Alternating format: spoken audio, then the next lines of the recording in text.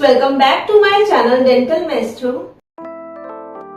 तो आज हमारी वीडियो का टॉपिक है टंग थ्रस्टिंग और you can say tongue thrust habit.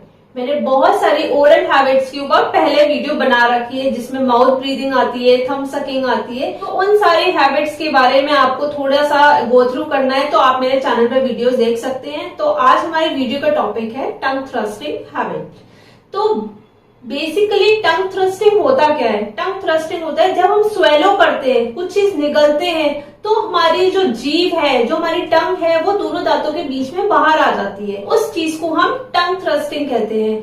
बहुत सारे रिसर्चर्स ने इसके ऊपर डेफिनेशंस दी हैं, बहुत सारी रिसर्च हुई है, तो वो सारी आप बुक से फॉलो कर सकते हैं। लेकिन जो सबसे लेटेस्ट है 1982 में, तो स्नाइडर जी ने जो डेफिनेशन दी है वो ये है, it is a forward placement of the tongue between the anterior teeth and the lower lip during the swallowing। Anterior teeth कौन से होते हैं? हमारे आगे के दांत। लोअर लिप हो गया ये वाला, नीचे वाला लिप, ठीक है। कंडीशन को हम बोलते हैं टंग थ्रस्टिंग। अब बात करते हैं हम क्लासिफिकेशन। सबसे पहला आ गया हमारा फिजियोलॉजिकल, दूसरा हो गया हैबिचुअल, थर्ड हो गया हमारा फंक्शनल, फोर्थ आ गया हमारा एनाटॉमिक। फिजियोलॉजिकल क्या हो गया? नॉर्मल हम कोई चीज निगल रहे हैं, उस ड्यूरेशन में हमारी टंग बाहर आ जा रही है तो उस कंडीशन को हम फिजियोलॉजिकल बोलेंगे। हैबिचुअल क्या हुआ कि बार बार हमें टंग फॉरवर्ड प्लेस करने की आदत ही पड़ गई है, तो उस हिसाब से इस चीज को कहते हैं ना कि हैबिट बन गई है, तो वो हमारी हो गई हैबिचुअल। थर्ड कौन सा? वो हमारा फंक्शनल। जब हमें ओरल सील क्रिएट करनी होती है, मीन्स हमें अपना मुंह बंद करना होता है, हमारे दांत इतने बाहर की तरफ है, मुंह बंद नहीं हो पा रहा, तो उस कंडीशन में हम टंग से सील करने की कोशिश करते हैं, तो that is called functional tongue thrusting. अब आया हमारा एनाटॉमिक। एनाटॉमिक में क्या है कि हमारी जो जीभ है, हमारी जो टंग है, उसकी एनाटॉमी ही ऐसी है, वो इतनी बड़ी है, नॉर्मल कंडीशन में ही दांत और लोअर लिप के बीच में आ रही है, तो उसको हम टंग थ्रस्टिंग बोलेंगे। कौन सा? एनाटॉमिक टंग थ्रस्टिंग। अब नेक्स्ट हम डिस्कस करते हैं इटियोलॉजी के बारे में। इटियोलॉजी क्या होती है? कारण, है ना। ऐसे कौन से कारण है जिसकी वजह से ये हैबिट डेवलप हो जाती है, ठीक है। तो इसमें सबसे पहला है हमारा रिटेन इन्फेंटाइल स्वेलो।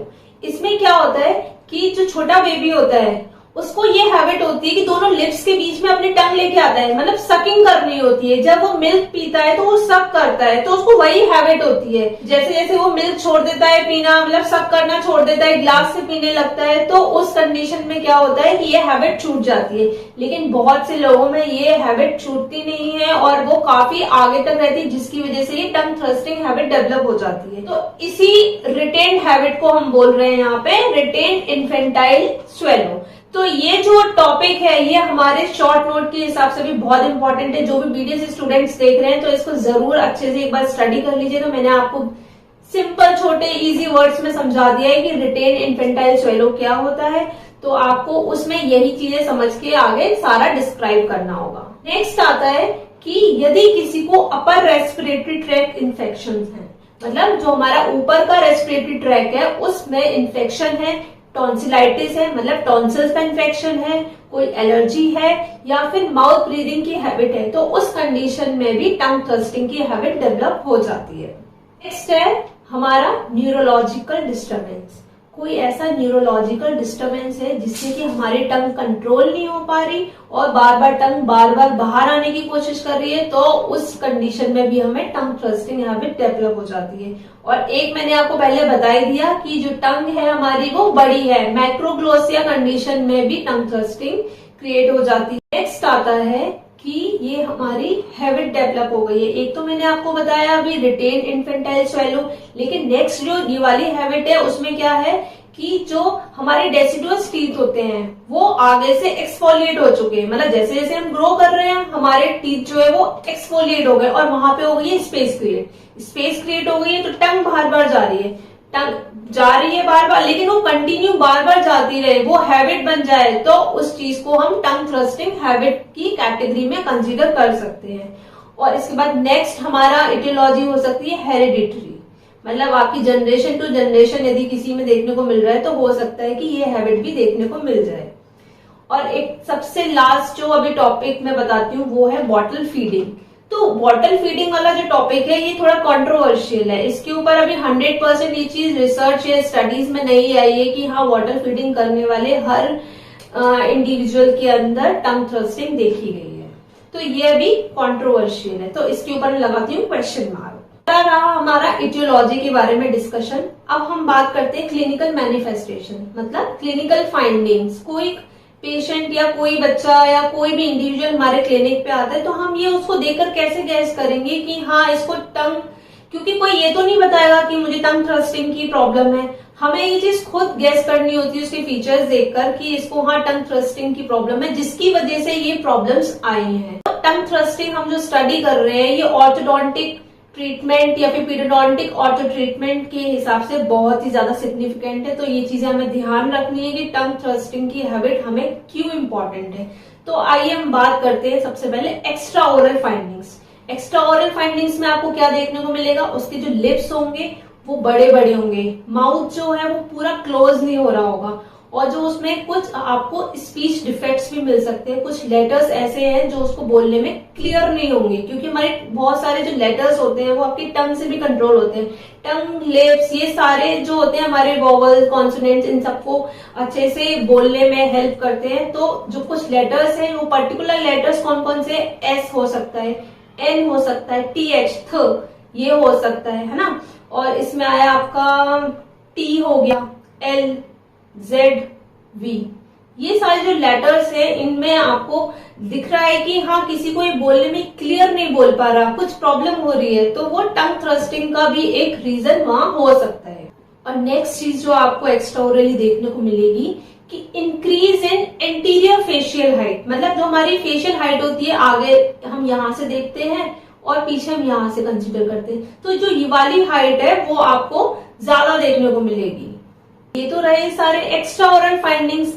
अब नेक्स्ट है हमारा इंट्रा ओरल फाइंडिंग्स। तो इंट्रा ओरल फाइंडिंग्स में आपको क्या देखने को मिलेगा, इरेगुलर टंग मूवमेंट्स। जो टंग है वो इरेगुलरली बार बार मूव करेगी, कभी इधर कभी उधर, कभी इधर कभी उधर, मतलब ये आपको इरेगुलरली देखने को मिलेगा।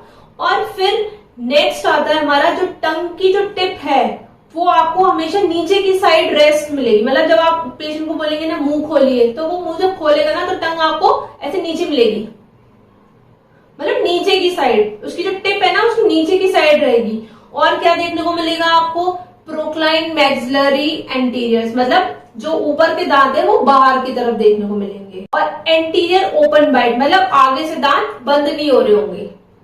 नॉर्मली हमारा जो मुंह होता है वो इस तरीके से बंद होता है, तो आपको ये देखने को नहीं मिलेंगे, इस तरीके से ओपन मिलेगा। एंटीरियर ओपन बाइट और पोस्टीरियर क्रॉस बाइट, मतलब जो पीछे वाले दांत है वो भी अच्छे से नहीं मिल रहे होंगे आगे पीछे, तो क्रॉस बाइट में होंगे। ये जो क्रॉस बाइट है वो आप नहीं समझ पा रहे होंगे, लेकिन जो बीडीएस स्टूडेंट्स कोई मेरी वीडियो देख रहा होगा तो उसको समझ में आ रहा होगा कि मैं क्या कहना चाह रही हूँ। कि पोस्टीरियर क्रॉस बाइट देखने को मिलेगी, एंटीरियर ओपन बाइट देखने को मिलेगी और एंटीरियर स्पेसिंग देखने को मिलेगी।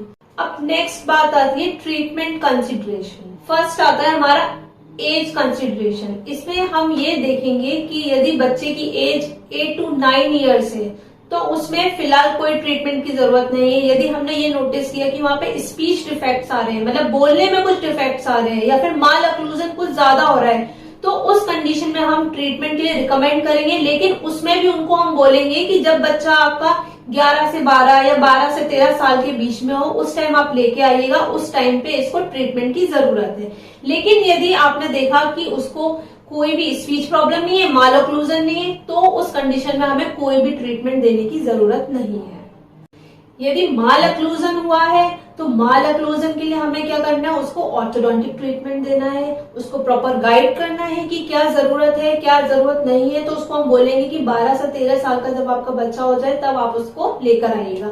यदि आपने ये देखा कि वहां पर स्पीच डिफेक्ट्स आ रहे हैं तो उसको वहां पर स्पीच ट्रेनिंग देनी होगी। तो उसके लिए आप स्पीच ट्रेनिंग के लिए अलग हमारे स्पेशलिस्ट होते हैं, तो हमें गाइड करना होगा कि आप उनसे मिलिए और इनको स्पीच थेरेपीज दिलवाइए ताकि जो स्पीच डिफेक्ट्स है ये करेक्ट हो जाए। और आपने ये नोटिस किया कि बच्चे के अंदर थंब सकिंग भी देखने को मिल रही है, तो उस कंडीशन में हम पहले थंब सकिंग का ट्रीटमेंट करेंगे, देन उसके बाद टंग थ्रस्टिंग का। क्योंकि बहुत बार ये होता है कि थंब सकिंग हैबिट को हम जब ब्रेक करते हैं और उसका जब ट्रीटमेंट देते हैं तो ये टंग थ्रस्टिंग भी सही हो जाती है।